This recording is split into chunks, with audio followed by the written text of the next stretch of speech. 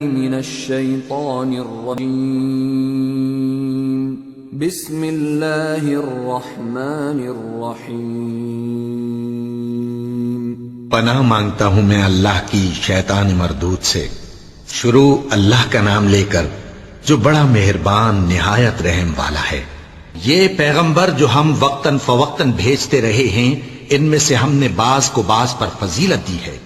بعض ایسے ہیں جن سے اللہ نے گفتگو کی اور بعض کے دوسرے امور میں مرتبے بلند کیے، اور عیسیٰ ابن مریم کو ہم نے کھلی ہوئی نشانیاں عطا کی اور روح القدس سے ان کو مدد دی، اور اگر اللہ چاہتا تو ان سے پچھلے لوگ اپنے پاس کھلی نشانیاں آنے کے بعد آپس میں نہ لڑتے، لیکن انہوں نے اختلاف کیا تو ان میں سے بعض تو ایمان لے آئے اور بعض کافر ہی رہے۔ اور اگر اللہ چاہتا تو یہ لوگ باہم جنگ و قتال نہ کرتے، لیکن اللہ جو چاہتا ہے کرتا ہے۔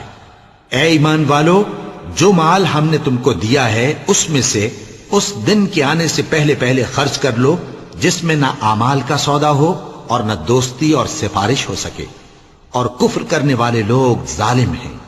اللہ وہ معبود برحق ہے کہ اس کے سوا کوئی عبادت کے لائق نہیں، زندہ ہے، سب کو تھامنے والا، اسے نہ اونگ آتی ہے نہ نیند، جو کچھ آسمانوں میں اور جو کچھ زمین میں ہے سب اسی کا ہے۔ کون ہے کہ اس کی اجازت کے بغیر اس سے کسی کی سفارش کر سکے؟ جو کچھ لوگوں کے روبرو ہو رہا ہے اور جو کچھ ان کے پیچھے ہو چکا ہے اسے سب معلوم ہے، اور لوگ اس کی معلومات میں سے کسی چیز پر دسترس حاصل نہیں کر سکتے۔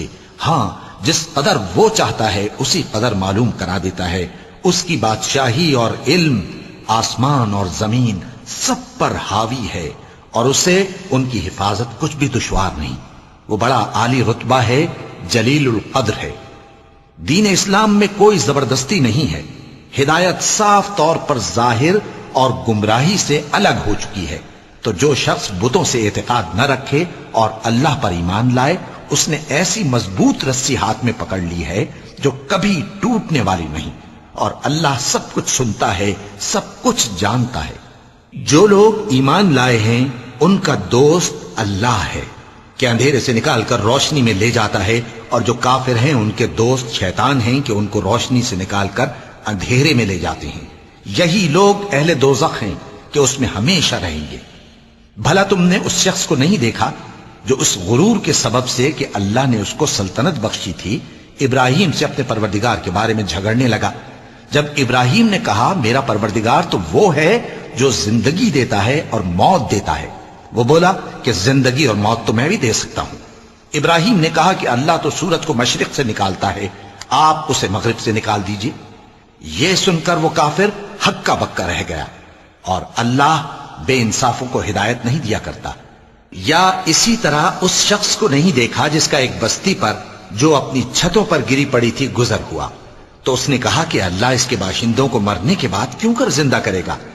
تو اللہ نے اس کی روح قبض کر لی اور 100 برس تک اس کو مردہ رکھا، پھر اس کو جلا اٹھایا اور پوچھا تم کتنا عرصہ مرے پڑے رہے ہو؟ اس نے جواب دیا کہ 1 دن یا اس سے بھی کم۔ اللہ نے فرمایا نہیں، بلکہ 100 برس مرے رہے ہو، اور اپنے کھانے پینے کی چیزوں کو دیکھو کہ اتنے مدت میں مطلق سڑی بسی نہیں، اور اپنے گدھے کو بھی دیکھو جو مرا پڑا ہے۔ غرض ان باتوں سے یہ ہے کہ ہم تم کو لوگوں کے لیے اپنی قدرت کی نشانی بنائیں، اور ہاں، گدھے کی ہڈیوں کو دیکھو کہ ہم ان کو کس طرح جوڑے دیتے اور ان پر کس طرح گوشت پوست چڑھائے دیتے ہیں۔